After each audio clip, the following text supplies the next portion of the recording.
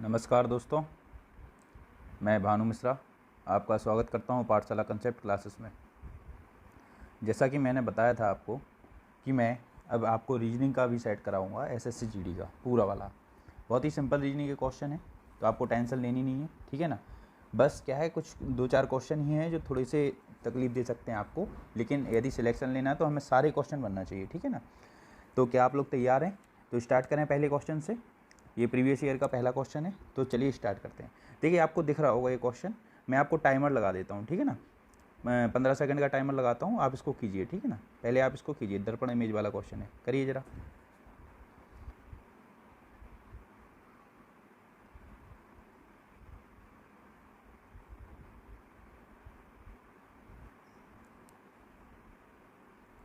हो गया होगा। चलिए करते हैं, इसका आंसर क्या है, ठीक है ना। देखिए सभी लोग, क्या बोल रहा है, उस विकल्प का चयन करें जो एक्स वाई दर्पण, मतलब ये आपका क्या है, दर्पण है। ये जो भी दिया है आपको, क्या दिया है, दर्पण दिया है। ये क्या है, आपका दर्पण है, ठीक है ना। आपको ये बताना है, यदि ये वाली जो ACE लिखा है ना, तो दर्पण के इस साइड उसका प्रतिबिंब किस तरीके का रहेगा, आपको ये बताना है, ठीक है ना। तो इसको थोड़ा सा समझ लेते हैं। वैसे तो आप सभी को आता होगा, आंसर भी सभी के आ गए होंगे, लेकिन थोड़ा समझ लेते हैं। यदि ये दर्पण है आपका और मैं कहता हूँ कि भाई ये तीर का निशान है, तो ये दर्पण के उस साइड कैसा दिखेगा। तो आपको हमेशा याद रखना है कि भाई दर्पण के पास जो इस साइड जो बिंदु होगा वही इस साइड भी होगा। जैसे तीर का निशान इस साइड पास में है ना दर्पण के, तो यहाँ से भी ये तीर का निशान पास में ही रहेगा, ठीक है ना। और जैसे मान लो ये वाला पॉइंट दर्पण से दूर है, तो इस साइड भी दर्पण से दूर रहेगा। तो आपको पहले तो ये बात समझ लेनी है, ठीक है ना। अब इस क्वेश्चन को करेंगे तो आप देखो, ई दर्पण के पास है तो पहले ई आएगा, फिर सी बीच में है और ए बाद में आएगा। ये तो आपको क्लियर है। अब हमें ये देखना है कि भाई यदि ये दर्पण है और ई बना हुआ है, क्या बना हुआ है, ई, तो ये जो डंडे हैं वो पास में है ना दर्पण के, तो ये डंडे कैसे आ जाएंगे आपके, पहले पास में आ जाएंगे, और ये वाला जो पॉइंट है वो कहाँ जाएगा, पीछे आ जाएगा, ठीक है ना। फिर बात करते हैं सी की। तो ये वाले जो पॉइंट हैं, ये वाले जो पॉइंट हैं वो दर्पण के पास हैं और ये वाला पॉइंट दूर है। ये वाला कैसा है, पॉइंट दूर है, तो ये वाले जो पॉइंट हैं आपके दर्पण के पास आ जाएंगे और इस साइड से क्या आ जाएगा आपका, ये दूर हो जाएगा, ठीक है ना। ए का कोई फर्क ही नहीं पड़ेगा, ए जैसा बनेगा वैसे ही बनेगा, क्योंकि इसमें क्या सिस्टम है कि भाई चारों तरफ से सिमेट्री वाला सीन है, इसलिए, ठीक है ना। तो आपका आंसर क्या होगा, ये होगा। अच्छा, एक देसी तरीका और बता देता हूँ आपको। अच्छा, आप पहले तो ऑप्शन चेक कर लें कौन सा है आंसर इसका। तो आपको दिख रहा होगा ये वाला, ए वाला आंसर है इसका। क्या आंसर है, ए वाला, जो ए है वो आपका आंसर होगा। एक देसी तरीका और दिखा देता हूँ मैं आपको। आप एक काम करना, एक पेपर लेना, उस पर लिख देना ACE, थोड़ा गड़ा के लिखना है ना, ACE उस पर लिख देना, ठीक है ना। अब ACE लिखने के बाद आप पेपर पलट के देखोगे ना, तो जिस तरीके से वो पीछे छपा दिख रहा होगा वही आपका आंसर होगा। देसी तरीका है ये, इसको यूज़ कर लेना। ज़्यादा चीज़ें ये सीखी नहीं जाती हैं, तो सिंपल चीज़ें होती हैं, आप वैसे भी कर सकते हो, ठीक है ना। लेकिन आप ये पॉइंट से करोगे तो थोड़ा सा दिक्कत है। आप तो पेपर में लिखना गड़ा के ताकत से, और पीछे देख लेना, जैसा दिख रहा होगा वैसे ही आपका क्या होगा, आंसर होगा, ठीक है ना। तो ये क्वेश्चन आप कर पाएंगे। चलिए नेक्स्ट क्वेश्चन की तरफ चलते हैं। चलिए, इसके लिए भी मैं टाइमर सेट करता हूँ। इस बार मैं टाइमर सेट करता हूँ आपका 10 सेकंड का, कीजिए ज़रा।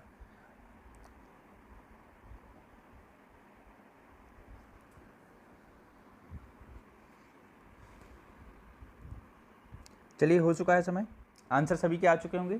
कहा जाता है उस संख्या को पहचानिए जो अन्य से भिन्न है। बिल्कुल सही है।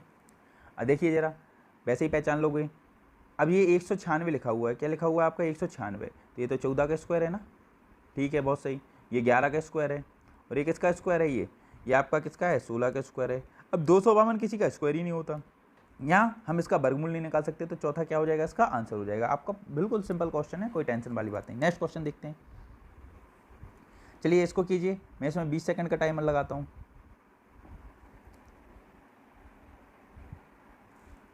करिए करिए, पेन पेपर लेके बैठे हैं तभी मज़ा आएगा, ठीक है ना।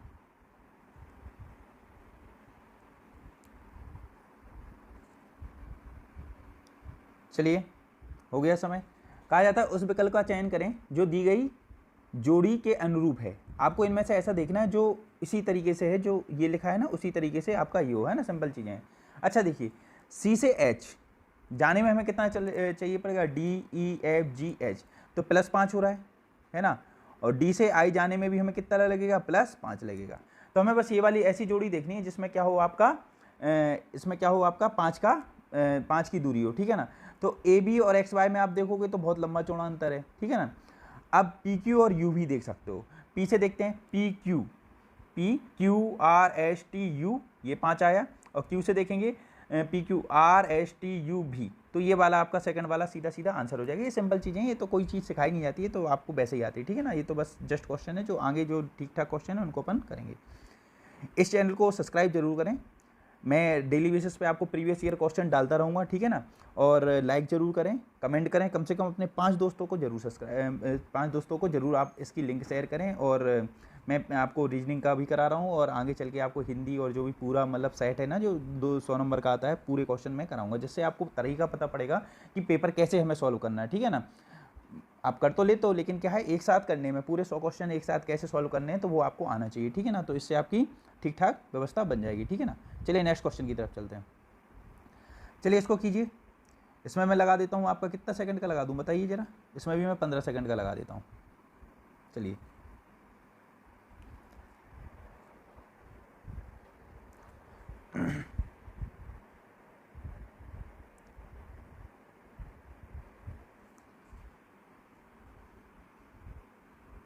हो गया होगा। क्या कह रहा है वो आपसे, उस संख्या को पहचानिए जो निम्न श्रृंखला से संबंधित नहीं है। मतलब ये पूरी जो श्रृंखला है, इसमें से आपको ऐसी संख्या पहचाननी है जो क्या है, इस श्रृंखला से संबंधित नहीं है। तो देखिए बहुत ही आसान है। यदि हम क्या करें, देखिए जरा इस क्वेश्चन में क्या कह रहा है वो, हमें 2 देखना है। 2 कैसे आएगा, यदि हम 2 को प्राप्त करना है तो हम 1 का क्यू प्लस 1 कर दें, तो देखिए 2 आ जाएगा। 1 का क्यू 1 होता है, और प्लस 1 करेंगे तो कितना मिल जाएगा हमें 2। अब ये 9 कैसे आया, 2 का क्यू प्लस क्या कर देंगे, 1 कर देंगे, तो 2 का 3 बार गुणा करेंगे 8 और 9 हो जाएगा। अब ये 28 कैसे आया, 3 का क्यू प्लस 1 करेंगे तो 28 आ जाएगा। क्या मेरी बात समझ में आ रही, ठीक है ना। तो क्या हो जाएगा, 27 प्लस 1 हो जाएगा। अब ये अपन को क्या आना चाहिए, आगे आना चाहिए 3 का क्यू प्लस 1, ठीक, सॉरी 4 का क्यू प्लस 1, तो 64 प्लस 1 क्या होना चाहिए, 65। लेकिन यहाँ तो क्या लिखा दिख रहा है आपको, 64। यहाँ आना कितना था, 65। तो यही चीज़ क्या है आपकी गलत है। तो 64 ही क्या होगा आपका आंसर होगा, जो आपको बताना था कि श्रृंखला से संबंधित कौन सी चीज़ नहीं है। तो क्या नहीं है आपका, 64 नहीं है, ठीक है ना। चलिए नेक्स्ट क्वेश्चन की तरफ चलते हैं। चलिए इसमें भी मैं 10 सेकंड का टाइमर लगाता हूँ। इसमें ऑप्शन पूरे नहीं है, ठीक है ना, तो 2 ऑप्शन छुपे हुए हैं, आप अपने तरीके से बना लें, ठीक है ना।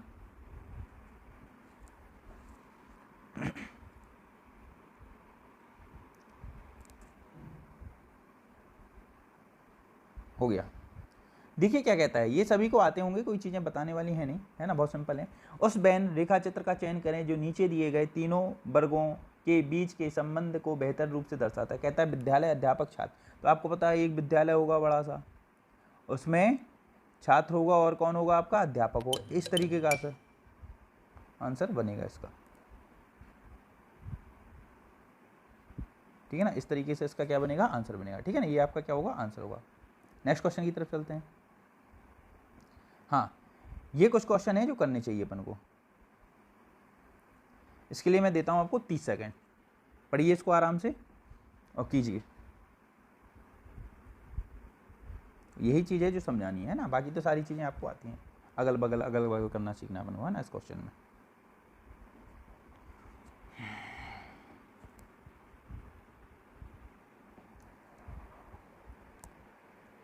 तीस सेकंड होने वाले हैं, क्वेश्चन पढ़ लें, करें जल्दी से।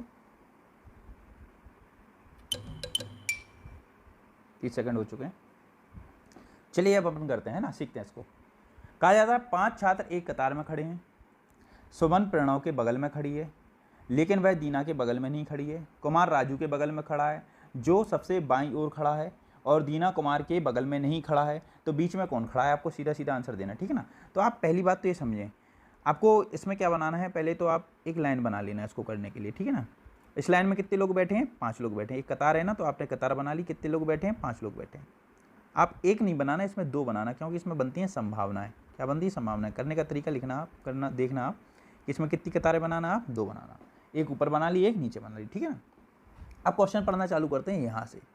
सुमन प्रणव के बगल में खड़ी है, तो भाई सुमन प्रणव के बगल में खड़ी है तो हम कहाँ बिठा दें, मेरे को समझ में ही नहीं आ रहा। 5 लोग बैठे हैं, हमको यही समझ में नहीं आ रहा कि सुमन और प्रणव कहाँ बैठे होंगे, कहीं भी बैठ सकते हैं, तो इसमें तो हम कुछ कह ही नहीं सकते।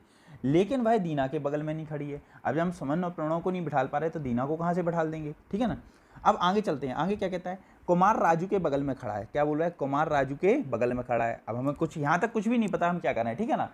जो सबसे बाईं ओर खड़ा है। यहां हमें चीज पकड़ में आती है, देखो जरा क्या कहता है वो, कुमार राजू के बगल में खड़ा है, जो सबसे बाईं ओर खड़ा है। अच्छा पहले तो ये समझ लो, ये जो शब्द किसके लिए यूज होता है, जब भी जो शब्द यूज होता है तो वो दूसरे वाले के लिए हो जाता है। कुमार और राजू दिए हैं ना, तो जो किसके लिए कह रहा है, वो राजू, मतलब राजू सबसे बाईं ओर खड़ा है। इसका मतलब ये है जो शब्द किसके लिए यूज होता है, आप अच्छे से सीख लें, याद रखें हमेशा के लिए। ये संयुक्त वाक्य होते हैं हिंदी के, है ना, तो वो थोड़ा सा सीख लेना आप, है ना। कुमार राजू के बगल में खड़ा है, जो सबसे बाईं ओर खड़ा है, तो इसका मतलब क्या है, कुमार राजू के बगल में है और राजू सबसे बाईं ओर खड़ा है, तो ये हमें समझ में आ गया। तो इस साइड का क्या होता है आपका बायां, उस साइड का क्या होता है आपका दायां। क्लियर है बात। अब क्या बोल रहा है भाई, राजू सबसे बाईं ओर खड़ा है, तो भाई राजू कहाँ हो गया आपका, यहाँ हो गया, ठीक है ना। राजू कहाँ हो गया, सबसे बाईं ओर, ठीक है ना, सबसे बाईं ओर राजू हो गया। तो यहाँ पे भी अपन लिख देंगे कि भैया राजू यहाँ बैठ गए, ठीक है ना। अब आपको पता है कुमार राजू के बगल में खड़ा है, हमें राजू की पोजीशन पता पड़ गई कि सबसे बाएं में है। अब कुमार की कहाँ होगी, बिल्कुल यहाँ होगी भाई। कुमार कहाँ होगा, बिल्कुल यहाँ होगा। तो हमने दोनों में लिखते चलेंगे, क्योंकि कोई संभावना बनती है तो हम उसको बाद में अपने तरीके से सॉल्व कर लेंगे, ठीक है ना। तो राजू और कुमार की तो चीजें फिक्स हो गई, ठीक है ना। अब देखिए क्या कहता है वो आपसे, कि पहले तो आप ये देख लो, अब देखिए और क्या कह रहा है वो, और दीना कुमार के बगल में नहीं खड़ी है, दीना कुमार के बगल में नहीं खड़ी है। इसका मतलब कुमार यहाँ बैठा, तो दीना यहाँ भी नहीं है और यहाँ भी नहीं है, मतलब बीच में नहीं खड़ी, तो दीना यहाँ हो सकती है, यहाँ तो यहाँ हो सकती है, यहाँ तो यहाँ हो सकती है, यहाँ तो यहाँ हो सकती है। यदि आप चाहो तो इस क्वेश्चन का आंसर इतने ही में ही दे सकते हो, ठीक है ना। क्यों, कैसे दे सकते हो, आपको पता है बीच में कौन खड़ा है ये बताना है, ठीक है ना। तो आप बताओ राजू क्या बीच में खड़ा है, नहीं खड़ा, तो राजू तो आपका आंसर होगा ही नहीं। कुमार क्या बीच में खड़ा है, नहीं खड़ा, तो कुमार तो आंसर होगा ही नहीं। उसने दीना के बारे में भी आपको इन्फॉर्मेशन देके रखी कि भाई दीना कुमार के बगल में नहीं है, मतलब ये बीच में दीना तो है ही नहीं, तो दीना भी आंसर नहीं होगा। तो आंसर क्या होगा आपका, सुमन होगा। बस इतने ही से निकाल दिया। अब आप कहोगे कि नहीं सर, आप तो हमें ये बताओ कि भाई पूरी लाइन बना के बताओ कि कैसे बनेगी, ठीक है ना। क्लियर है बात। तो पहले तो हमने यदि इतना भी पता है तो आप इतने से भी आंसर दे दिया, ये समझ में आ गया। अपन मतलब जो भी आपके ऑप्शन है उनको एलिमिनेट करके सुमन सीधा आंसर आ गया। अब हमें बताना है कि भाई पूरे कौन कैसे बैठा है, ठीक है ना। तो अपन को यहाँ तक कहानी क्लियर हो गई कि भाई दीना यहाँ नहीं बैठी, तीसरे नंबर पे कौन नहीं बैठी, बीच में दीना नहीं बैठी, तो हो सकता है यहाँ बैठी हो, यहाँ बैठी हो। अब ऊपर की लाइनें पढ़ते हैं। कहता है सुमन प्रणव के बगल में खड़ी है। तो जरा देखना, यदि दीना यहाँ नहीं बैठी तो हो सकता है दीना कहाँ बैठी हो, इसको मैं इंग्लिश में लिख देता हूँ डी, है ना। हो सकता है दीना कहाँ बैठी हो, यहाँ बैठी हो। यहाँ हो सकता है दीना कहाँ बैठी हो, यहाँ बैठी हो। दो पोजीशन हो सकती है ना दीना की, जब वो यहाँ तो वो राजू और कुमार बैठे ही है, यहाँ दीना बैठी नहीं, तो दीना यहाँ बैठ सकती है, यहाँ लास्ट में बैठ सकती है। ये क्लियर हो गई ना, कोई दिक्कत यहाँ तक, कोई दिक्कत नहीं है। अच्छा देखिए, अब यहाँ से देखते हैं, सुमन प्रणव के बगल में खड़ी है। आप एक बात बताना, यदि सुमन प्रणव के बगल में खड़ी है, कौन खड़ी है, सुमन किसके बगल में खड़ी है, प्रणव के बगल में, मतलब दोनों अगल बगल खड़े हैं। तो जरा बताओ, ये ऊपर वाला जो हमने कंसेप्ट बनाया है, ऊपर वाला जो सिचुएशन बनाई है, उसमें क्या सुमन और प्रणव साथ में खड़े हो सकते, सुमन यहाँ होगा, प्रणव यहाँ होगा, तो वो बगल में थोड़ी ना खड़े हो पाएंगे, बीच में तो दीना आ गई। तो इसका मतलब हमें ये कंफर्म हो गया, दीना यहाँ नहीं होगी, तो दीना कहाँ होगी, ये वाली होगी। पहली बात क्लियर हो गई। तो ये पहला वाला तो आपका जो बना के चल रहे थे वो तो गलत हो गया। क्यों, क्योंकि ये दोनों तो बगल में खड़े हैं और दीना बीच में फंसी है, तो ये तो गलत हो गया, दीना की पोजीशन गलत है। तो दीना की पोजीशन बिल्कुल कहाँ होगी, बिल्कुल दाएं होगी। ये तो समझ में आ गया आपको, क्लियर है। अब दो पोजीशनें रह गई, कौन सी, ये वाली और ये वाली, दो पोजीशनें रह गई, कौन सी, ये वाली और ये वाली, ठीक है ना। अब इसमें कौन बैठे हैं, सुमन और प्रणव बगल बगल में बैठे हैं। तो जरा समझना, सुमन प्रणव के बगल में खड़ी है, तो हो सकता है प्रणव यहाँ खड़ा हो, ठीक है ना, और सुमन यहाँ खड़ी हो सकता है। यहाँ ये भी हो सकता है, सुमन इस साइड हो और प्रणव इस साइड हो। समझना आराम से, ये थोड़े से लॉजिक बनाते बनाते सीख जाते हैं ना। हो सकता है प्रणव आगे खड़ा हो, सुमन पीछे खड़ी हो, नहीं तो ये भी तो हो सकता है सुमन आगे खड़ी हो, प्रणव पीछे खड़ा हो, ठीक है ना। अब आगे की लाइन क्या बोली है, लेकिन वह दीना के बगल में नहीं खड़ी है। अब एक बात समझना, जो शब्द होता है दूसरे वाले के लिए और लेकिन शब्द यूज होता है किसके लिए, पहले वाले के लिए। जो पहले आता है उसके लिए यूज होता है। ये दो चीजें आपको पता होनी चाहिए। जो शब्द होता है दूसरे नंबर पे जिसका नाम आया उसके लिए, और लेकिन और शब्द किसके लिए यूज होता है, पहले नंबर पे जो आया। तो इसको हम ऐसे पढ़ेंगे, सुमन प्रणव के बगल में खड़ी है और सुमन दीना के बगल में नहीं खड़ी। इसका मतलब ये हुआ। तो जरा देखना, यदि हम ऊपर वाला लेंगे तो सुमन तो दीना के बगल में हो गई, जिसमें ये कह रहा है कि भाई दीना के बगल में सुमन है ही नहीं, तो ये तो आपका क्या हो जाएगा, ऊपर वाला ये कैंसिल हो जाएगा। इसका मतलब सुमन बीच में खड़ी है, प्रणव यहाँ खड़ा है। तो वैसे भी आप पूरा सॉल्व करेंगे तो सुमन क्या आ जाएगा, आपका आंसर के रूप में आ जाएगा। और ये पूरी व्यवस्था आपको मिल जाएगी कि इस तरीके से ये लोग बैठे हैं। तो आशा करता हूँ आपको समझ में आ गया होगा, ठीक है ना। यदि नहीं समझ में आया हो तो एक बार रिवाइज और कर लेना इसी को। यही चीज़ें हैं। देखो वैसे तो पेपर बहुत सरल आता है जीडी का, लेकिन ये 4-5 चीज़ें हैं जो आपको मतलब पेपर में आ जाएंगी, और आप यदि नहीं कर पाओगे तो आपका नंबर कम हो जाएगा। और एक एक नंबर ही तो बहुत कुछ होता है, ठीक है ना। चलिए नेक्स्ट क्वेश्चन करते हैं। लाइट चली गई है, कोई दिक्कत नहीं, ठीक है ना। नेक्स्ट क्वेश्चन तक करते हैं 8वां। अब इसमें टाइमर माइमर क्या देना, आप तो बताओ असंगत कौन सा है, ठीक है ना। तो देखिए नीचे, आगे, ऊपर और बड़ा में असंगत कौन सा है, मतलब इन चारों से अलग कौन सा है, ठीक है ना। तो जरा देखिए, नीचे ऊपर आगे, मतलब सॉरी नीचे आगे ऊपर, तो ये तो जगह के नाम बताए ना, नीचे ऊपर या आगे पीछे, ये क्या होते हैं, जगह के नीचे। लेकिन ये बड़ा किसके यूज होता है, ये बिल्कुल अलग ही चीज के लिए यूज होता है भाई, साइज के लिए यूज होता है, ठीक है ना। और ये कौन सा होता है, स्थान के लिए यूज होते हैं, नीचे आगे ऊपर किसके लिए यूज होते हैं, स्थान के लिए यूज होते हैं। बड़ा किसके लिए यूज होता है, साइज के लिए होता है ना। तो ये आपको समझ में आ गया होगा। नेक्स्ट क्वेश्चन की तरफ चलते हैं। हाँ, ये क्वेश्चन देखते हैं सभी लोग। इसके लिए भी मैं 30 सेकंड देता हूं। इसके लिए मैं कितने सेकंड देता हूं, 30 सेकंड देता हूं, ठीक है ना। चलिए स्टार्ट करें।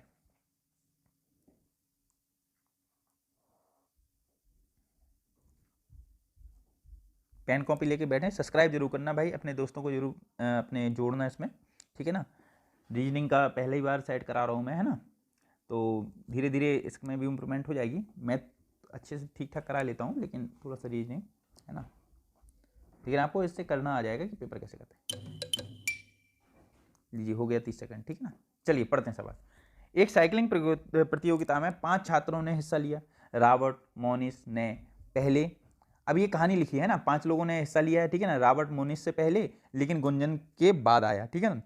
अनिल सुनील से पहले लेकिन मोनिस के बाद रह गया। तो प्रतियोगिता किसने जीती, आपको बस इतनी सी बात बतानी, ठीक है ना। तो आपको ये पता 5 लोग खेल रहे थे। तो देखिए, रॉबर्ट जो है मोनिस से पहले आया है। रॉबर्ट जो है किससे पहले आया, मोनिस से पहले आया, ये क्लियर हुआ सभी को। लेकिन गुंजन के बाद आया, लेकिन गुंजन के बाद आया। अभी मैंने बताया था लेकिन शब्द किसके लिए यूज होता है, आगे वाले के लिए। इसका मतलब क्या, रॉबर्ट गुंजन के बाद आया। इसका मतलब तो ये हुआ ना, रॉबर्ट जो है वो गुंजन के बाद आया है।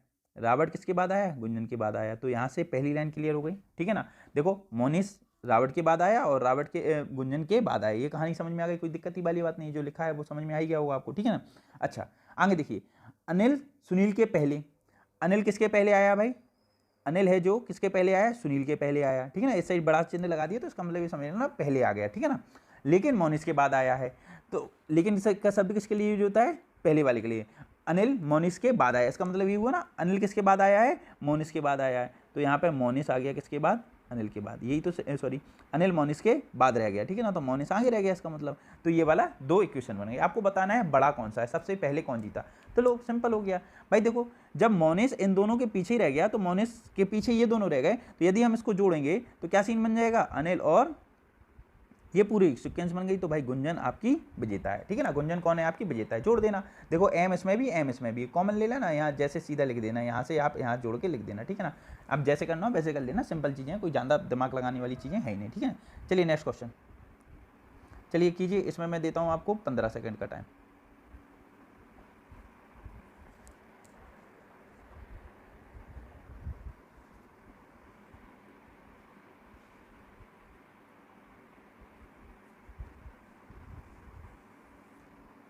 बस हो गया।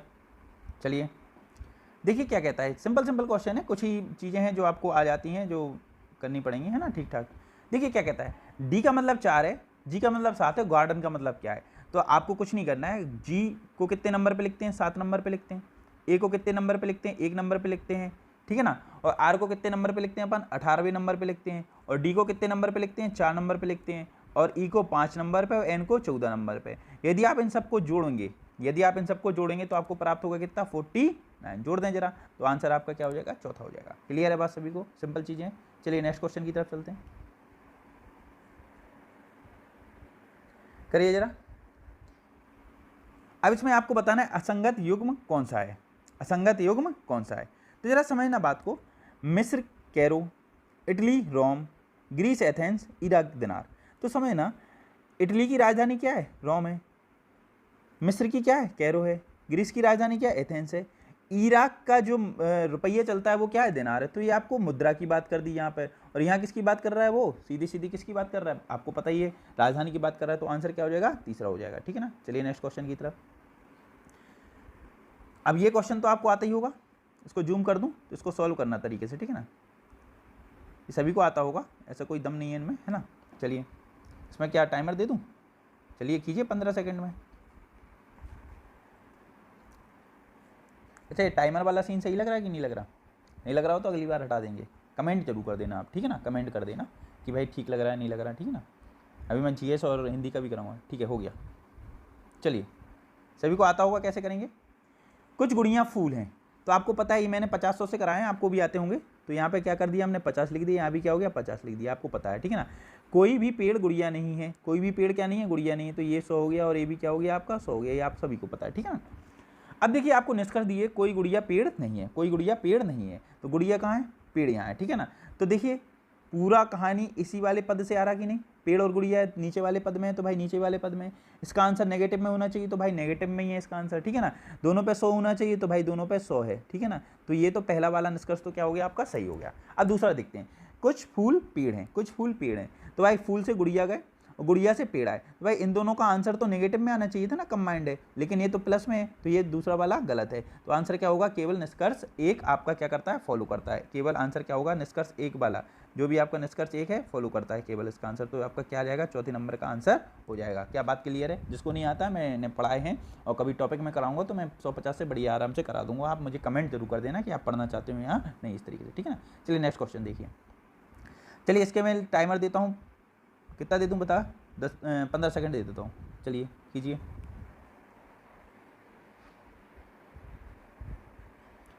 तेरा भाई क्वेश्चन चल रहा है यार, अभी तो सॉल्व करें, कोई दिक्कत नहीं। चलिए अब इसको समझें क्या कह रहा है वो आपसे। उस विकल्प का चित्र का चयन करें जिसमें प्रथम चित्र छिपा है और यहाँ सन्निहित है। तो आपको ऊपर वाला ये चित्र दिख रहा है ना, ये ऊपर वाली जो आकृति दिख रही है, आपको अपनी अंतर आत्मा से या ये समझना है कि भाई ये वाली आकृति किस में है, कौन से वाले चित्र में। तो चलो चेक करते हैं। तो देखिए जरा, ये वाली लाइन तो हमें दिख रही है ना, ऐसे दिख रहा है, लेकिन ये ऐसे बनते हुए नहीं दिख रहा, ठीक है ना। तो ये तो आपका पहला आंसर तो नहीं होगा, इसमें तो ऑप्शन एलिमिनेट करने पड़ते हैं, ठीक है ना। अच्छा दूसरा ऑप्शन देखते हैं। तो दूसरे ऑप्शन में अपन चेक करते हैं, तो दूसरा ऑप्शन क्या कह रहा है वो आपसे, देखिए दूसरा देखते हैं। ये वाली लाइन बन रही है बिल्कुल, ठीक है ना, ये वाली कहानी बन रही है, ये वाली कहानी बन रही है, ठीक है ना। लेकिन आपकी ये वाली कहानी नहीं बन पा रही, कौन सी वाली, ये वाली जो ऐसी बनती है, ठीक है ना, ये यहाँ से ऐसी बन रही, तो ये दूसरा भी गलत है। आपको बस देखना है इसमें क्या सीखना क्या है, ठीक है ना। चलिए इसको देखते हैं, तीसरा वाला ऑप्शन। तो तीसरा वाला ऑप्शन देखेंगे तो देखिए ये वाली लाइन बन गई, ये वाली लाइन बन गई, ये वाली लाइन बन गई, और देखिए ये भी बन गई आपकी, ठीक है ना। ये बन जाएगा। देखो जरा आप अंतरात्मा से देखो, आपको समझ में आएगा, ठीक है ना। अंदर की आवाज़ से देखना, आपको समझ में आएगा। देखो मैं बड़ा करके बताता हूँ इसको, देखने वाली चीज़ें और कुछ है ही नहीं इसमें, है ना। देखिए जरा, ये पूरी लाइन बन गई आपको, ये वाली दिख रही है यहाँ से ऐसे, और ये ऐसे दिख गई। देखो बिल्कुल वैसे ही चित्र बन गया जो इसमें है ना, जो इसमें है वही चित्र बन गया ना, ये वाला, ठीक है ना। तो आपका आंसर क्या हो जाएगा, तीसरा हो जाएगा, ठीक है ना। क्या हो जाएगा, आंसर तीसरा हो जाएगा। चलिए नेक्स्ट, चलिए इसको पढ़िए। इसके लिए मैं 30 सेकंड देता हूँ आपको। यही कुछ क्वेश्चन है जो सीखने हैं, बाकी तो फर्जीपना है, ठीक है ना। चलिए 30 सेकंड में आप क्वेश्चन पढ़िए, ठीक है ना, फिर मैं कराता हूँ आपको ये वाला क्वेश्चन।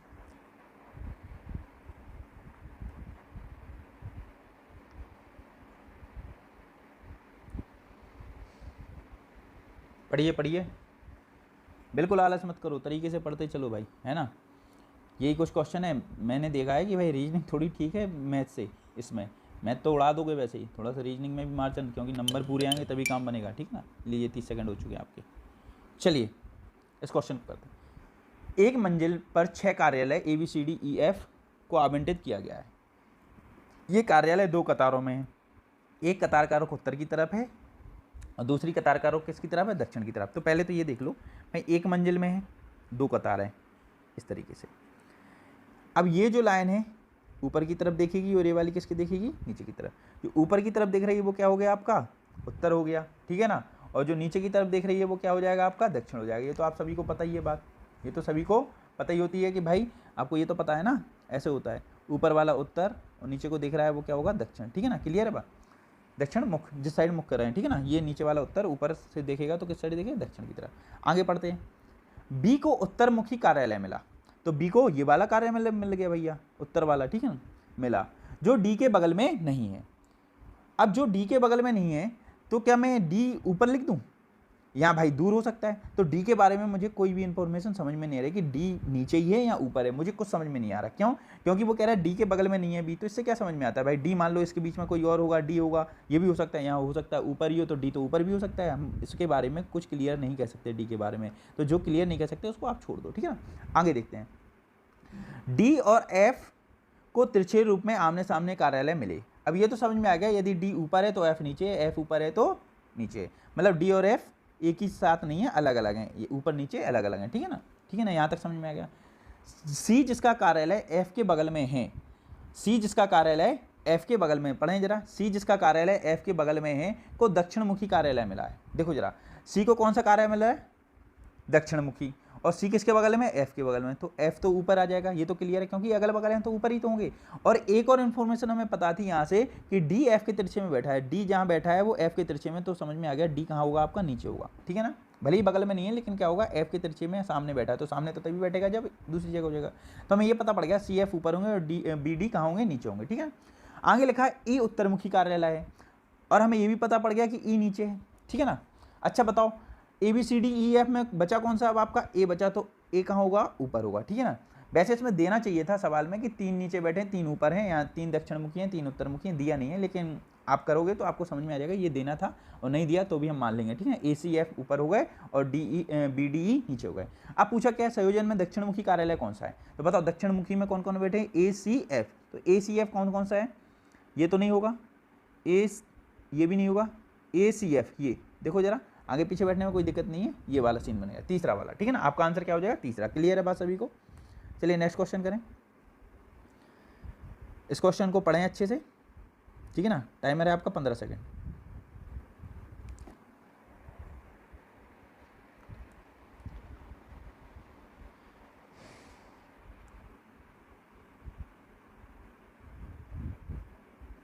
हो गया, चलिए देखते हैं।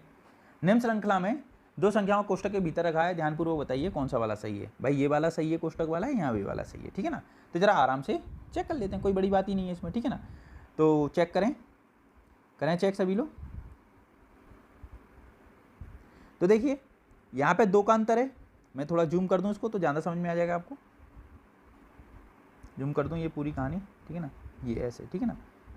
ये देखो यहाँ में 4 और 6 में कितने का अंतर है, 2 का अंतर है, और 6 और 10 में कितने का अंतर है, 4 का अंतर है, ठीक है ना। फिर आप देखेंगे इसमें 2 का अंतर है, फिर किसका अंतर है, 4 का अंतर है। तो आप देख पा रहे होगे कि आपको ऐसा लग रहा हो 2 4 2 4 का अंतर चल रहा है, ठीक है ना। अब आपको फिर से कितने का अंतर होना चाहिए था, 2 का अंतर, और यहाँ कितने का अंतर होना चाहिए था, 4 का अंतर। यदि ये 2 का अंतर होता तो ये कितना होना चाहिए था, 14 की जगह क्या होना चाहिए था, 18, और 4 का होता तो ये 22 हो ही जाता, ठीक है ना। क्लियर है बात। तो इसमें 2 4 2 4 का अंतर चल रहा है। तो देखिए पहला वाला कोष्टक का तो आंसर सही है, 14 जो है वो गलत लिखा, क्योंकि इसकी जगह में क्या होना चाहिए था, 18 होना चाहिए था, ठीक है ना। तो जरा देख लें ऑप्शन वाला कौन सा सही है आपका। देखिए पहला वाला पढ़ें जरा, क्या बोलता है वो आपसे, पहली वाली संख्या, पहले कोष्टक की संख्या सही है और दूसरी क्या है आपकी गलत है, तो ये वाली बात सही है, मतलब इसका आंसर क्या हो जाएगा, पहला हो जाएगा, ठीक है ना। चलिए नेक्स्ट क्वेश्चन करिए इसको, अगली संख्या बताएं। दिमाग लगा पा रहे हैं कि नहीं लगा पा रहे हैं।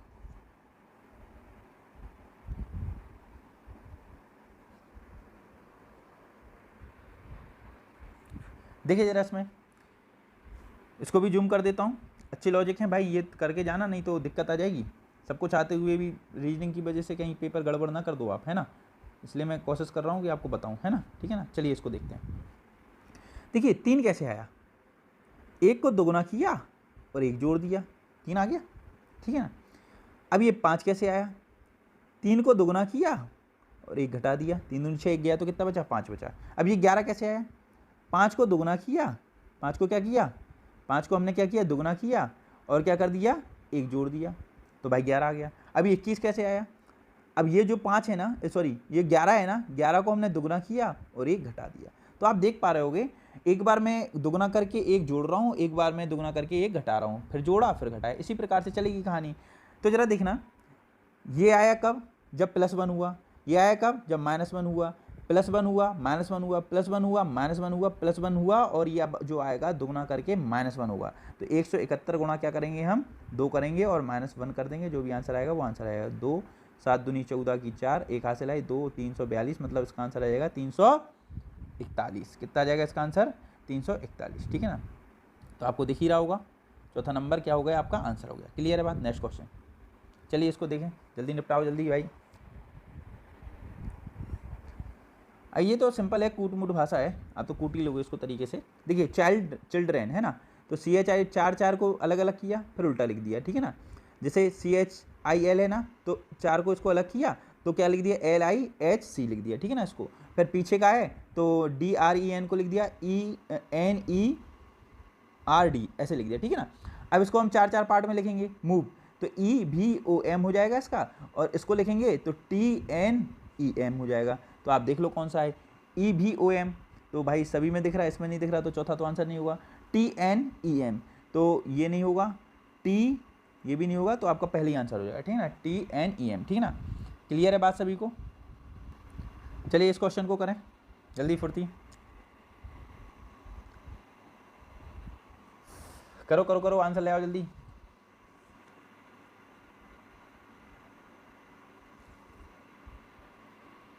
देखो जरा, O से R जाएंगे तो OPQR +3 हुआ, ठीक है ना। RCU जाएंगे STU +3 हुआ, भाई +3 हो रहा है इसमें, ठीक है ना। तो क्या हो जाएगा, ये BCD क्या आ जाएगा इसका आंसर, D आ जाएगा। इसका आंसर क्या आ जाएगा भाई लोगों, D आ जाएगा, ठीक है ना। इसका आंसर क्या होगा आपका, D हो जाएगा। क्लियर है बात सभी को? चलिए चलिए जरा नेक्स्ट क्वेश्चन की करो।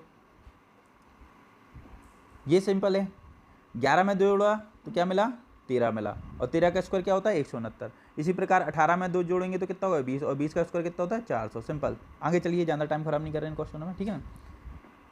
अगला देखिए, बैल गाय, बैल का क्या होता है गाय, शेर का क्या हो जाएगा भाई, सिंपल शेर नहीं। ये टुच्चे क्वेश्चन कौन करेगा भाई, ठीक है। ये देखिए जरा, ये ठीक है, थोड़ा सा देख लें, इसको गलत कर सकते हो आप।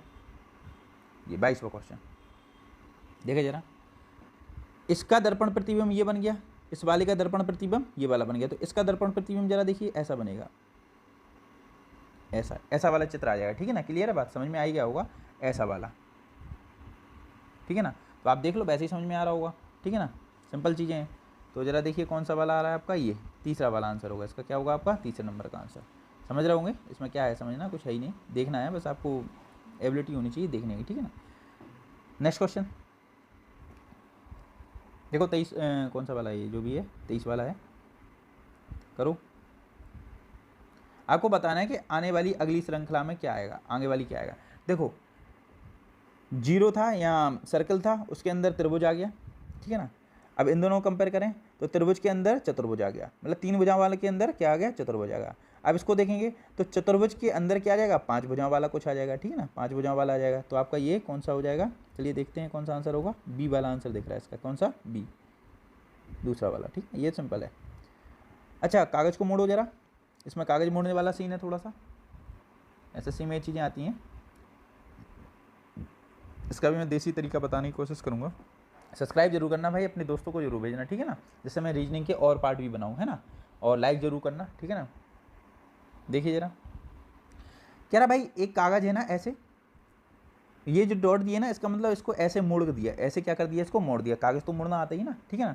तो आप देखना, यदि कागज़ मोड़ोगे, यदि इसको मोड़ोगे तो ये आधा आधा पद्दा बचेगा ऐसा, ठीक है ना। तो आधा बचेगा तो ये तीर का निशान तो ऐसा ही होना चाहिए, ठीक है ना। आप थोड़ा सा लॉजिक लगाओ अपना, ठीक है ना। तो ये तीर का निशान तो यही होना चाहिए, ये वाले का। तो देखो, पहला वाला तो आपका आंसर हो नहीं सका, पहला वाला तो आंसर होगा ही नहीं। दूसरा हो सकता है, ठीक है ना, और तीसरा हो सकता है, चौथा भी हो सकता है, ठीक है ना। अच्छा, अब देखना जरा, यदि आप इसको मोड़ोगे तो ये वाला जो तीर का निशान है इस कोने पे आ जाएगा कि नहीं आ जाएगा। तो ये ऐसा, ये इसका आंसर ये वाला चित्र का होना चाहिए, आप समझ सकते हो ना, कोई बड़ी बात नहीं है इसमें समझना। तो इसका आंसर कौन सा आ जाएगा आपका, बी दिख रहा है, कौन सा, बी वाला, बी वाला इसका आंसर हो जाएगा, मतलब दूसरा वाला आपका क्या हो जाएगा, आंसर हो जाएगा। और आप देसी तरीका देखना चाहो तो एक कागज़ में ये आकृति बना लेना और मोड़ देना भाई, अपने आप समझ में आ जाएगा कौन सा, ठीक है ना। यहाँ मोड़ देना तो आपको खुद ही समझ में आ जाएगा किसके ऊपर कौन सी चीज़ आ रही है, कौन सा पॉइंट कहाँ आ रहा है, ठीक है ना, थोड़ा सा, ठीक है ना। चलिए नेक्स्ट क्वेश्चन, कौन सा असंगत है पहचानिए। लास्ट क्वेश्चन है भाई, सब्सक्राइब जरूर कर देना, है ना, जिससे मैं रीजनिंग के और भी आपको डालूँ, मैं बिल्कुल डालूंगा वैसे तो, ठीक है ना, क्योंकि पहला वीडियो ये है रीजनिंग का अपना, ठीक है ना। मैथ का ठीक ठाक चल जाता का, रीजनिंग अब सरल भी है इसमें, तो और क्या बताते हैं ना, 2-3 ही क्वेश्चन ठीक ठाक थे, लेकिन चलो कोई बात नहीं, है ना, सिखाना कुछ है ही नहीं आपको। 25 क्वेश्चन में से 20 आपसे ही बन जाते हैं, 2-5 क्वेश्चन जिससे आपकी मार्किंग बनती है, तो वो मैं करा के चल रहा हूँ, ठीक है। चलिए जरा 25वां देखिए, ABCD WXYZ, पीछे से देखें तो सीधी दिखेगी ना, P ये वाला देखो, IJ सॉरी देखें इसको, ये वाला उल्टा लिखा है, ये वाली भी उल्टा लिखा है, अब क्या है पी क्यू आर सॉरी, और आपका देखना एल वाला भी क्या है आपका उल्टा ही लिखा है ना।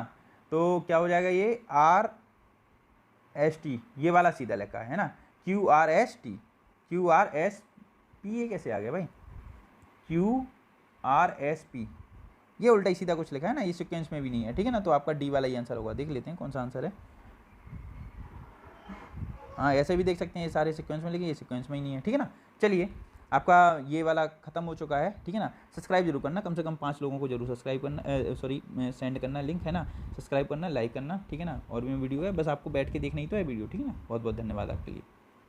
खुदा हाफिज़।